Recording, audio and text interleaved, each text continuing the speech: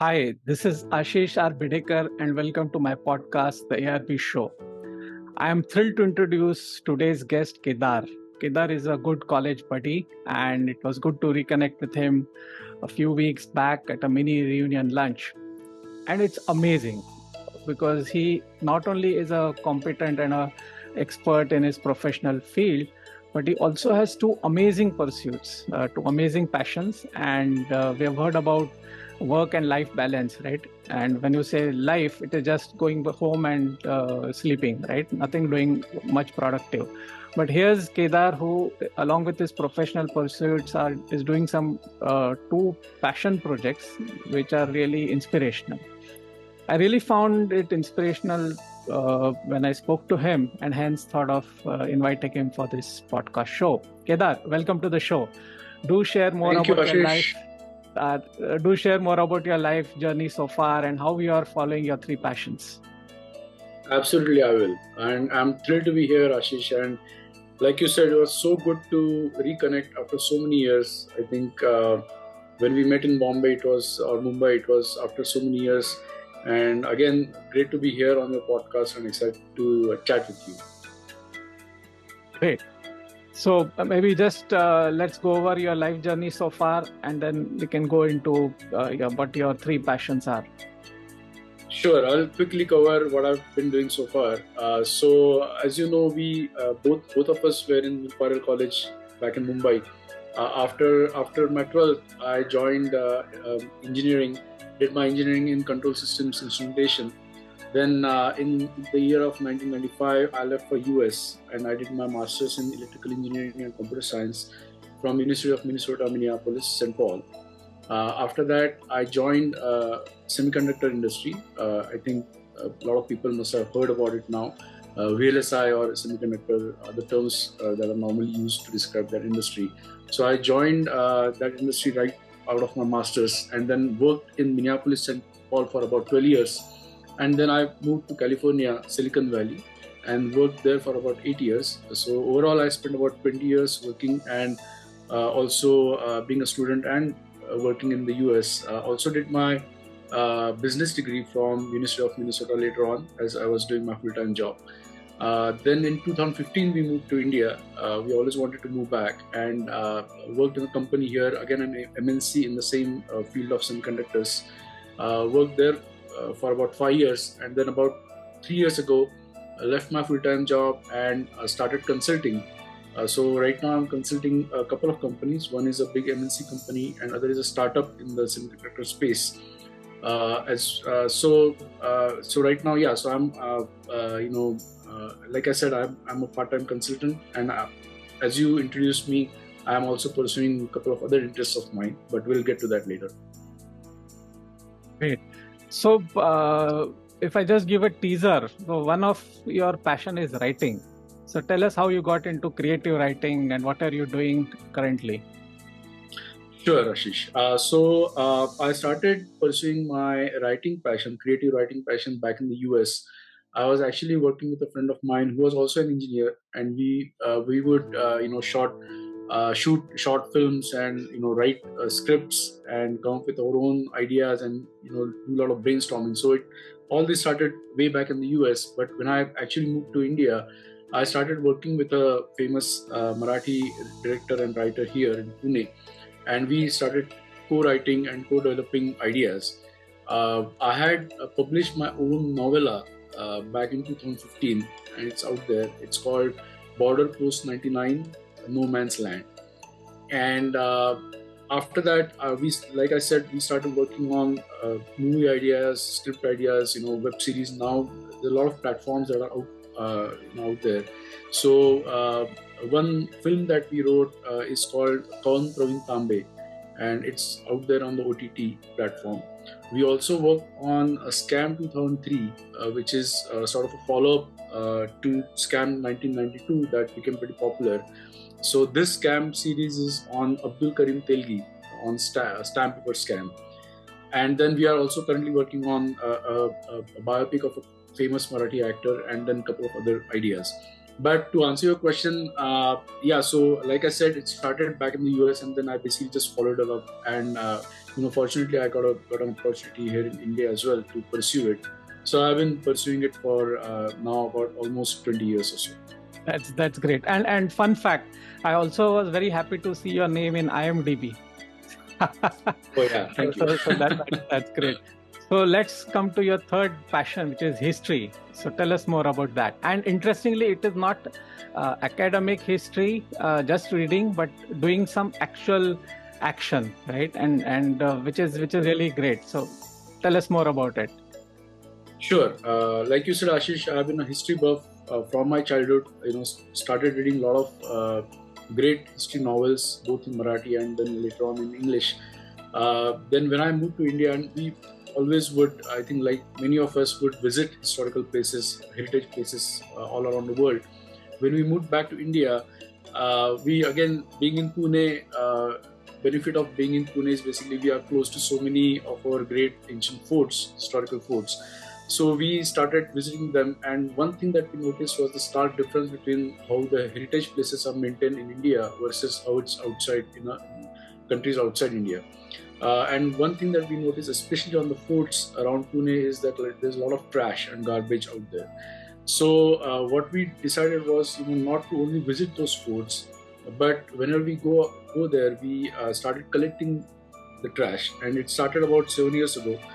And since then, every month we would pick up a fort around Pune, and we would go there and we would pick up, we would carry our gloves and our sacks and start collecting garbage. And it sort of went on for last 6 to 7 years. I'm happy to also let you know that, fortunately, a lot of coverage was given to our activity by print media, by radio channels. So almost 10 articles were written about our work.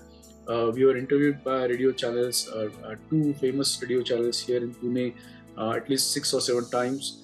Again, the goal was to spread awareness, but we didn't stop there. We also wanted to make sure that the next generation, young people, get involved in this.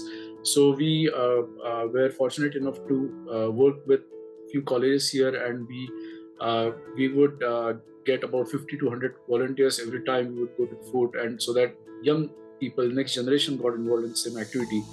And then again, not stopping there as well, we also approached the government. So I'm happy to let you know that recently we could approach top government officials who are in charge of keeping our heritage, and or maintain our heritage. So they are aware of this issue, and now they are working with their bosses in the government, ministers, to come up with a law for solid waste management at those heritage sites. So, like I said, it's been an activity that I've been passionate about and following it up for the last 7 years. Great. Thank you, Kedar. That's really inspirational. And again, as I told you, managing a job and taking care of your family commitments, that's typically is the construct of a work-life balance, but you're doing so much more. So as I said, this format of the show is where the guest talks about the top 3 do's and don'ts on a specific topic. So given your practical experience in managing such multiple passions and along with your work, I would request you to talk about, top 3 do's and don'ts on how to balance work and passion. And I'm sure that would be very, very useful for the audience. And I would also share your presentation in the show notes. Over to you, Kedar. Let's start with the do's first. Sure, Ashish. So I think one of the first do's I would recommend is that it's all about taking action. We hear a lot of people talk about a lot of things, but ultimately, until you actually act upon what you feel is the right thing to do, words sort of become meaningless after a while. So if you have a thought, if you have an idea, and if you really feel very strongly about it, do follow it with action. So that's my first do. My second do is that perseverance is the key here, because whether you take our normal work, or profession, and I think a lot of us must have experienced this as well, that any type of work, if you want to stand out, perseverance is the only thing that you can count on. Or if you want to really follow your passions, for example, in my case, whether it was creative writing or whether it was about taking care of our heritage places, like I said, creative writing I've been doing for 20 years. Heritage, taking care of the heritage, I've been doing for 7 years. So uh, the my what I would like to recommend is that if you are really serious about something, then don't give up, because ultimately perseverance is a perseverance that matters, because perseverance is actually finally greater than talent. A lot of people are talented, but unfortunately they give up too soon. That's my second do. Perseverance is greater than talent. My third do is remain humble. I think over time, as we become mature, we understand that a lot of things are not under your control, but you can certainly decide what you can control at that time, given your physical ability, given your financial ability, given your mental ability. But do your best, and know that a lot of things are not under your control, but at the same time you can act upon, like I said in my first do, act upon certain things that you can try to control. Uh, so recognize that life is about you doing your best, and then letting things that are not under your control just sort of take care of themselves. So that's my Excellent. third do. Excellent. And do you have some kind of a planning tool or calendar where you kind of plan your various activities and have it on a calendar so that it gives some structure to your daily life? Absolutely, Ashish. I think, like you said, structure is absolutely important. And in my case, because I've been doing, because I'm now doing consulting work, which is 2 or 3 consulting jobs plus creative writing. So I have to switch between my right brain and my left brain all the time. So I would start my day with an engineering meeting, for example, then jump into creative writing, then jump again back into engineering meeting, or have some plan for our heritage protection or over the weekend. But for all those things, I need to plan ahead of time. What I've noticed work for me is basically you have to be present in the movement 100% of the time. So if I'm doing my engineering meeting, then I'm thinking engineering, I'm not thinking creative writing. Likewise, if I'm into creative writing, I'm not thinking heritage. So whatever you do, you have to be present 100% of the time.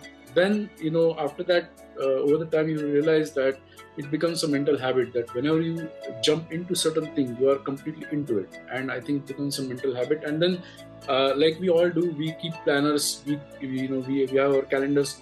Nowadays there are so many software tools that help us create notes, create records, appointments, meetings, blah blah blah. So all those software tools I have been using. And one thing I would like to share is basically I keep detailed notes of everything that I'm involved in. For example, if I'm in an engineering meeting, I keep I keep typing my notes inside, because the next time I'm discussing the same thing, I just have to go back to my notes and I'm back into that world. So that that note taking has been essentially very useful for me. So that's a good tool apart from the planning. Yeah, I mean, I'm also a great fan of taking copious notes, because as you rightly mentioned, if you can't rely on your memory, right, all the time. Correct. Because let's say something you want to refer what happened 6 months ago, it would be just a fake memory which you would kind of rely on. And I think what you said was very right, because many times you wish you had done something, right? And but action is more important, right? And as they say, well begun is half done. So that's good. And perseverance, yes, again, if you kind of stick to it and it becomes a part of your regular life, becomes a part of your personality, then it becomes a habit, right? Then you don't need to take some specific efforts to make it happen. I think that's really very relevant. So let's come to the don'ts. What do you think are the don'ts which people should be cognizant of? Sure. I think one don't, and I think I made this mistake, so I'm just sharing it.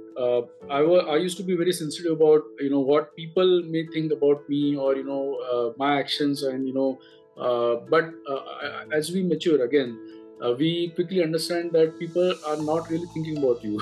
They are thinking about themselves. So don't waste your time thinking about what people are thinking about you. And a lot of people make this mistake, and I highly recommend not to do this. Next time you catch yourself thinking about what people are thinking about you, just tell yourself they are not thinking about you. They are thinking about themselves. So that's my first don't, because otherwise you'll be spending a lot of time and energy, with those kind of thoughts.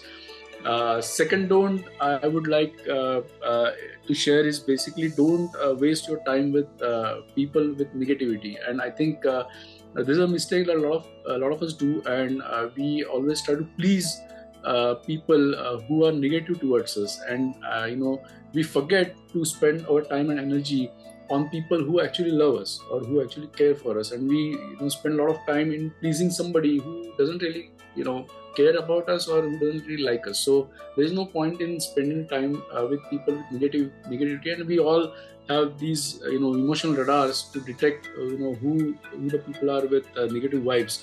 Just stay away from them. Don't try to please them. Be nice, be gentle, but stay away and spend your time and energy with the right people and people who care for you. So that's my second don't. My third don't is basically and this third don't specifically because I've seen especially in the field of creative writing or even in the field of engineering, a lot of young people who are jumping into profession, they are quickly expecting an outcome, whether it's a salary rise, whether it's your next hike, or in creative writing you quickly want fame, you want to be recognized. Even in case of heritage protection, I was surprised to see that a lot of young people who are now joining us, they quickly want recognition by media and all that. So what I again go back to saying is that basically creative writing, it took us 20 years to be sort of out there.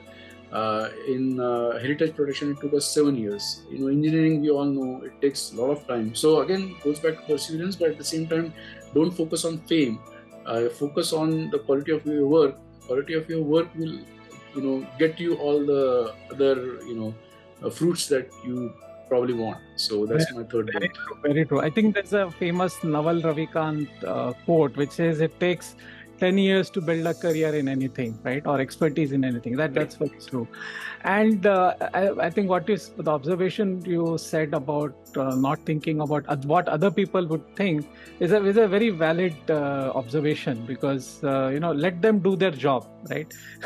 Like you thinking about what they would think is trying to do their job. Let them do their job, judging you or thinking about or passing negativity, etc. And you should focus on your job, which is the task in front of you. Very, very perfect. I think that this really gives a great perspective. I really like to thank you for sharing your wisdom, and thank you, dear listeners, for tuning in. The presentation, which will have Kedar's social media links and bonus content. Bye for now. Talk to you soon.